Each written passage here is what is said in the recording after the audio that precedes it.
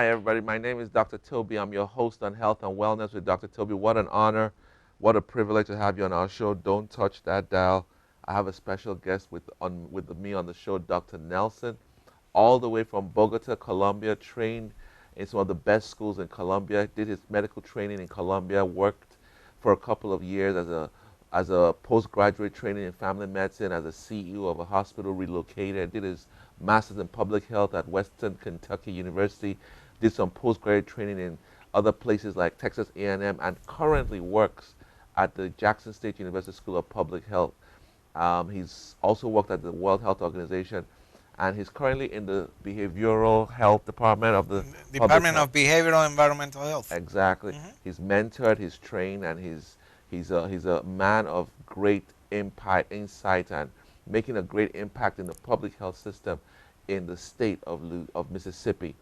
Now, many of you don't know this, but Mississippi is technically almost always at the bottom of the rung Mhm. in several indices: cardiac disease, diabetes, Mhm. HIV, and we try to right the wrong.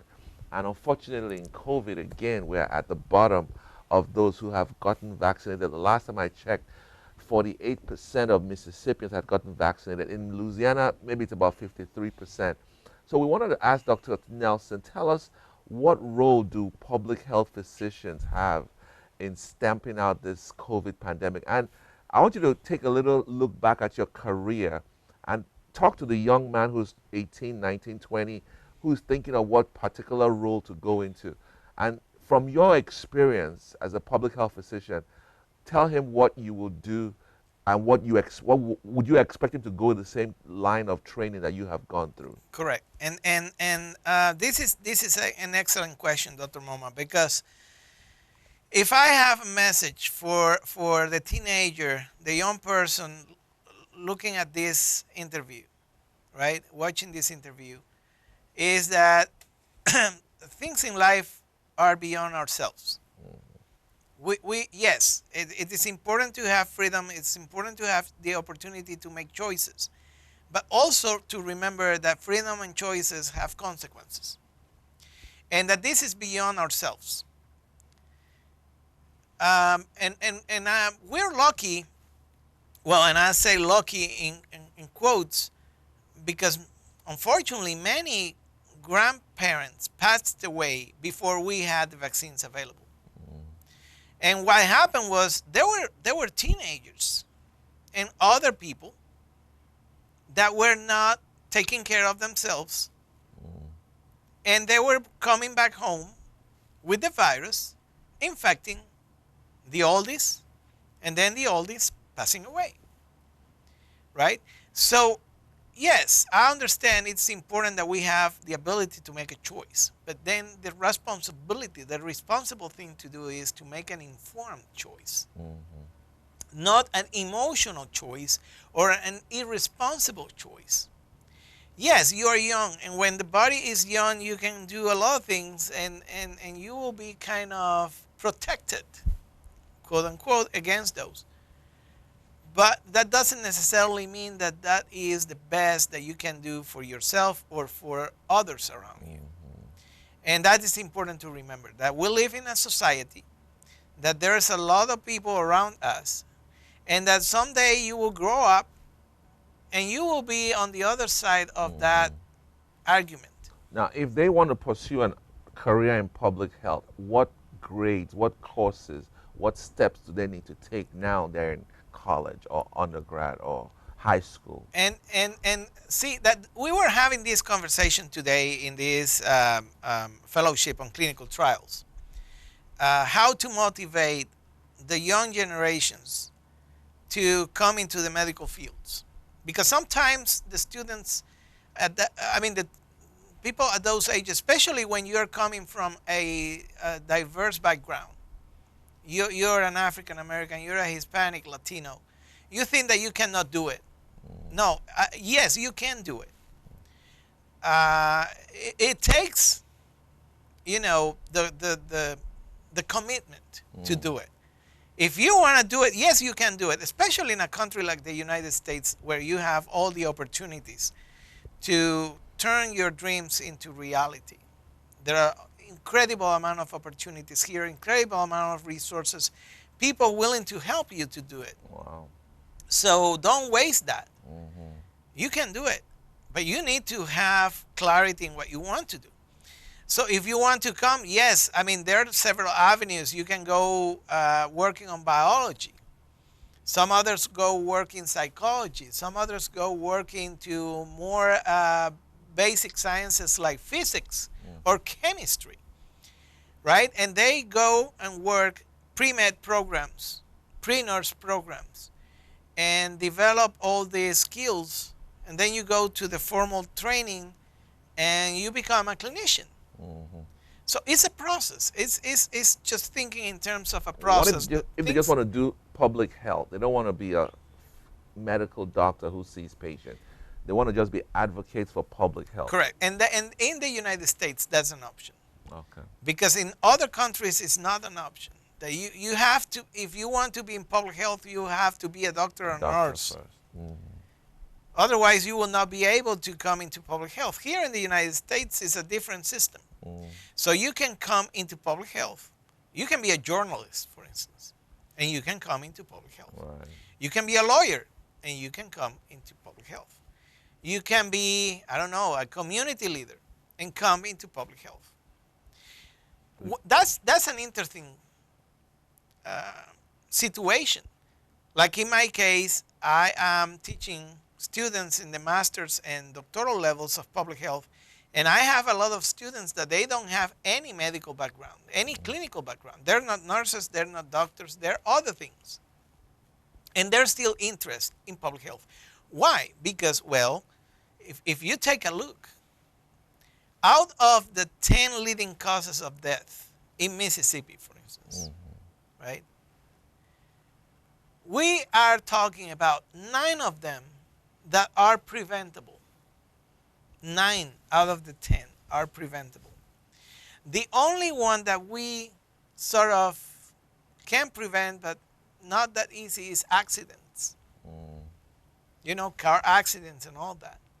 And still, they're preventable. We have improved, you know, with passive and active restrictions. That's why we have to buckle up. Right. Because buckling up is helping you survive a car wreck. But the others, cardiovascular. You see, the first one, cancer. heart disease, stroke, right? Cancers. Cancer. We have infectious diseases. We'll still have infectious diseases. Right. And HIV. diabetes, well, correct. diabetes. They're all preventable. Preventable, okay. And that's what public health does. So really, if you want to make an impact, you want to make a difference in people's life, public health is an excellent field to come and do it. Of course, there's things that you need to work, because nothing comes for free. Nothing that is important comes without an effort. But it's doable, and the rewards are tremendous. Like you were asking me, why people, the doctors in public health? Yes, we've been doing what we can to help the people understand the importance of applying preventative measures, right? Of course, we advocate to the people for having the vaccines, and we are countering all the sorts of misinformation around the vaccines.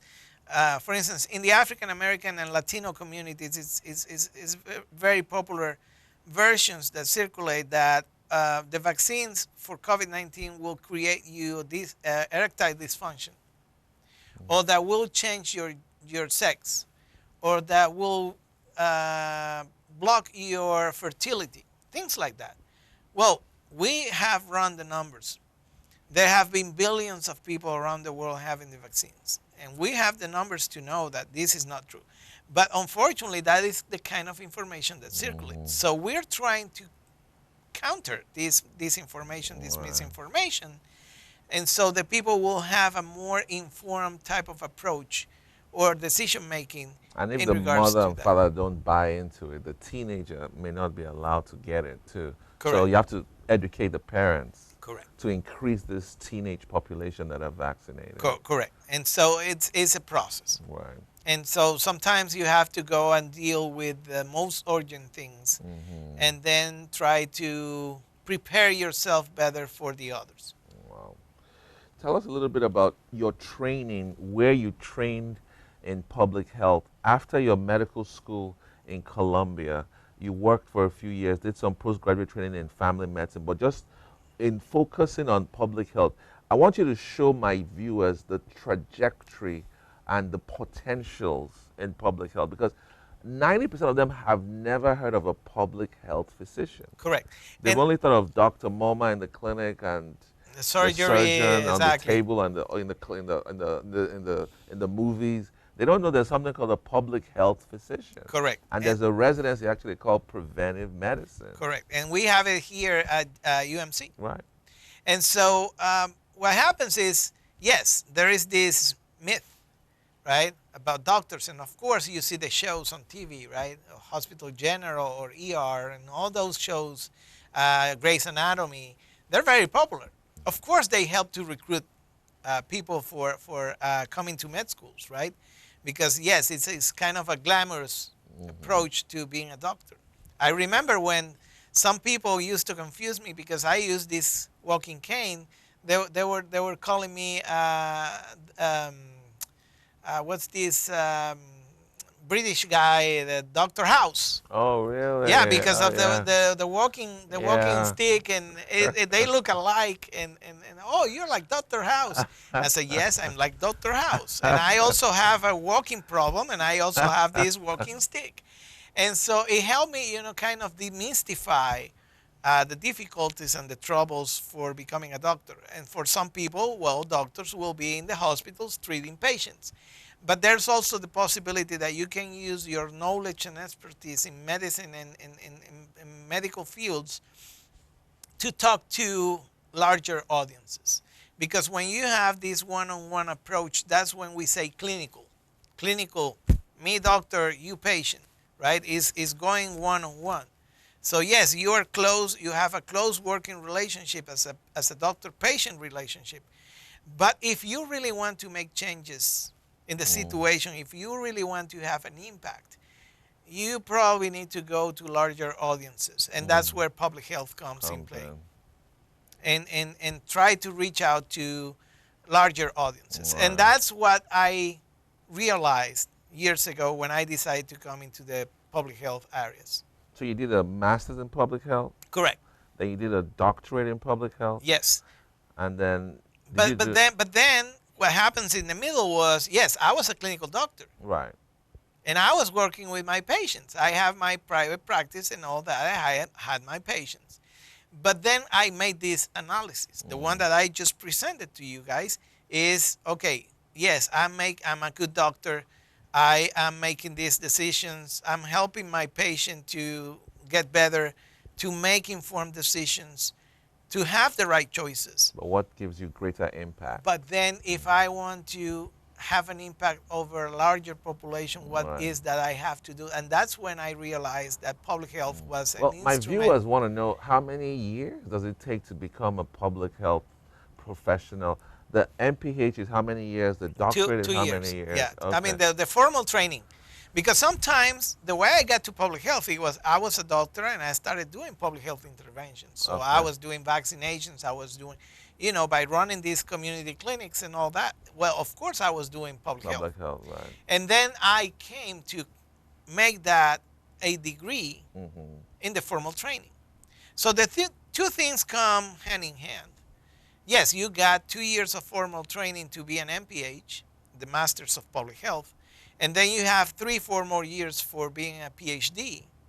But when you're going to be a doctoral or you're going to be a PhD, it's because you want to do research on the area. You want to generate knowledge. You want to Okay. create things that will have an impact over the Right. population. Solutions to some So yes, and some people love to do that. Some people will stay in the practical field. Mm-hmm.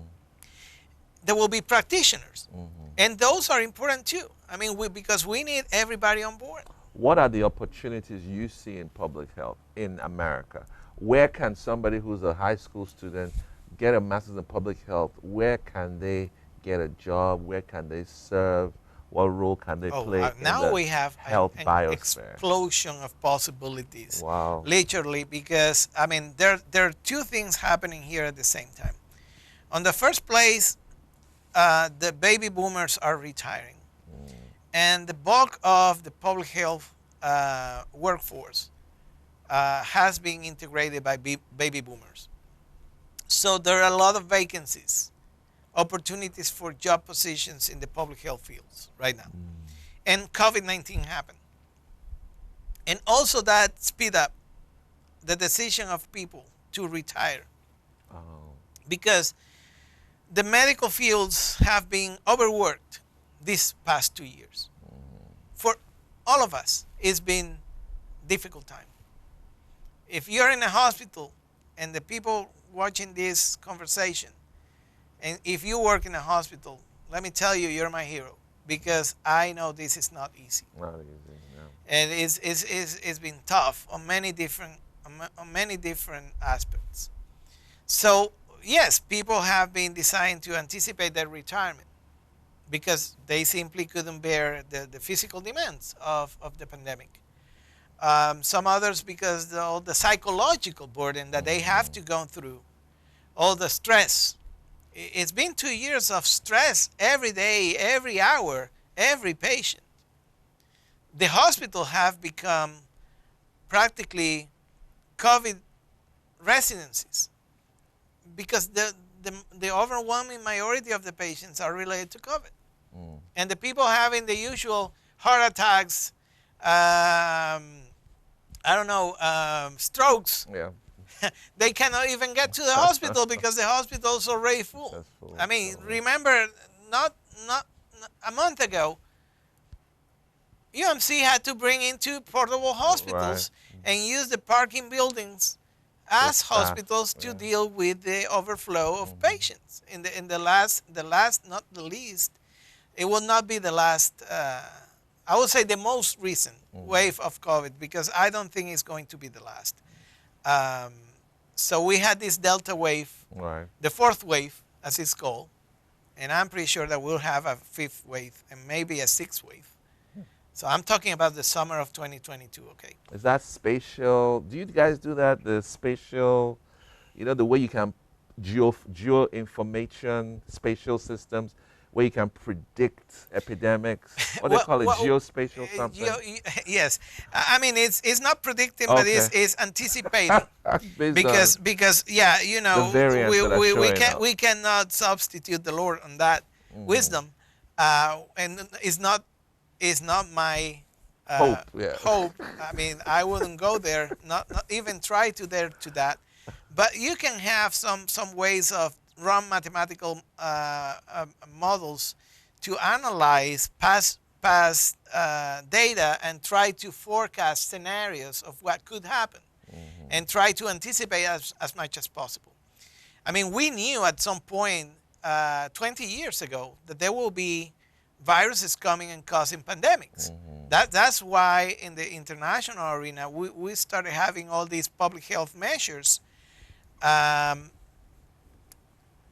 to be prepared in the case of pandemics. Unfortunately, not many people followed the lead, and only few countries were very serious in working this preparation for pandemics. And when we had this COVID-19, that's where we seen that there was the first responders, the people that did the best work. And then you see, of course, you had the examples of Taiwan, you had the examples of Korea, because they were affected 20 years ago with this SARS. The same thing. And then you are a global citizen. You were raised in Colombia. You've worked in Barbados, America, traveled to 20 or more countries. Look at the global outlook. Tell us, South America, what does it look like? Oh, right now, Europe was, I would say, the first trouble on the pandemic. It was when I came back from Colombia in January 2020, I knew the pandemic was coming, and I had the opportunity to mention that to the students. Quite frankly, I was estimating something in between 6,000 to 7,000 deaths in Mississippi. The students here in here in Jackson State. And I made some numbers. of course, this is kind of the fun that we have when running statistics. I love statistics. Oh, wow. It's kind of that way to explain what happened to me with the polio vaccine, and I got polio. Wow. The probability of that to happen is exactly the same as winning the lottery.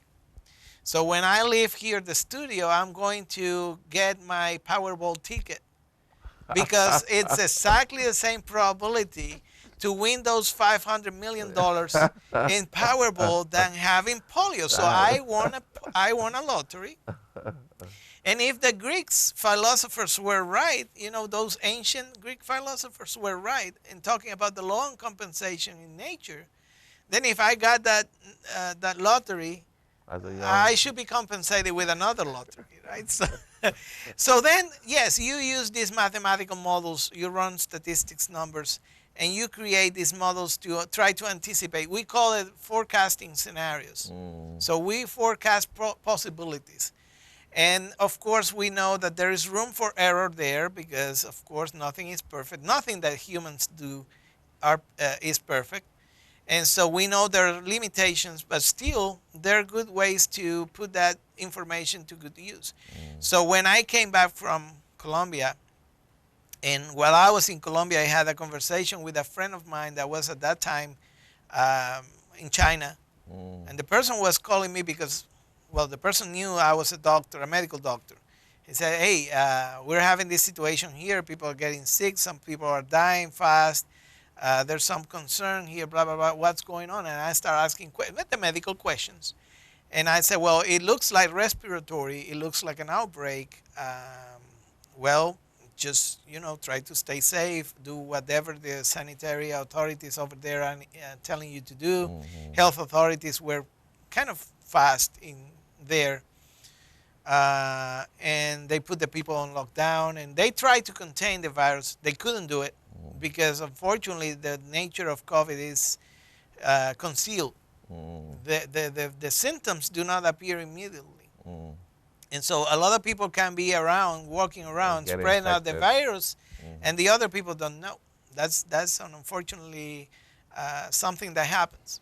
So when I came to America, then we had these headlines about an outbreak of a coronavirus in China. I said, oh, that's the question that my friend was asking me. That was January 2020. Then, yes. And then, of course, I went on to run numbers, check on past pandemics. And I said, well, if this is like they say, we should expect something about 6,000 to 7,000 deaths here in Mississippi for the pandemic. Well, my estimations were short, indeed, because right now we're close to 9,000 deaths, right? Or we're in the 9,000 deaths mark. And then almost 600,000 in the whole country. Yes, we're getting closer to 700,000. Right. And we're getting closer to 5 million in the world. So we're over, if we count people dead, we surpassed the number of people dead in the Spanish. But they say it's not as bad in the third world. That's what allegations are saying. It depends, because sometimes we don't know what's going on. Right. Sometimes because of the stigma that has been created around COVID-19. And they don't keep a data as well. Or the surveillance systems don't keep up all the information. But when you see countries like, unfortunately I have to say this, like Colombia. Colombia is not, I mean, when we're making epidemiological analysis, we need to put the things to compare apples to apples. You cannot compare 1,000 people in the States and 1,000 people in Colombia, because the United States is like 7 times the population, or almost 8 times the population in Colombia. So 1,000 people in the States is 7 times smaller than in Colombia. So you cannot do that. You have to put the things in perspective and be able to compare apples to apples, the numbers. So we use rates, and generally we take a population. So that's why we use rates per 100,000, per 10,000, depending on the indicator. Right. And so when we compare deaths per 100,000 population, then we see that, for instance, Colombia is in the top 10 of the world. Oh, wow. Not in the top 10 number of cases, Or but we're in the top 10 deaths. number of deaths Really? per 100,000 population. And what is going on is that, yes, we had the first waves of COVID-19 that were the initial variants, but then the last deaths were due to Delta and Mu. So the virus changes Mutated. and mutates because that's the way that animals and things survive. They adjust, right? So a virus adjusts to the new circumstances. And a virus just looking for susceptible hosts. Animals, humans, it doesn't matter. They are looking for susceptibility. And when they got you, they hit you with all they have. And if they find you susceptible enough, they are going to kill you. Now, you worked in Barbados, you worked in Washington, D.C., you've worked in Colombia. You have a choice of multiple places to work. I mean, if you were to choose, where would you retire to? I don't know when you'll retire, Well, but and now that you mentioned Barbados and we're talking about the pandemic, I have to say that when I was living in Barbados working for WHO there, we had the swine flu. oh, wow. So Okay. we did have a pandemic over there. Oh, wow. Like while you Yes, and you had so we had the a busy opportunity to time. see. It was a pandemic. It was a smaller scale, but it was also we were having cases in Argentina, Mexico. You remember that the government had to shut down Mexico, and the people were circulating Wear in the masks. cities in Mexico wearing masks. And I mean, you remember those images on Of TV. course, of course. And what happens is in the Caribbean, the majority of the flights, they start either in a place of Mexico or in Miami. So when the country of Mexico shut down their airports and the ports, all the cruises, Wow. We're all the affected. flights We're were going to come back and canceled. finish up this conversation. Dr. Nelson is going to come back on the last show. He's going to talk a little bit about his life, his personal experiences, his family life, and what he sees the future holding for him. Hopefully, retirement is in the future as well. God bless you. Jesus is.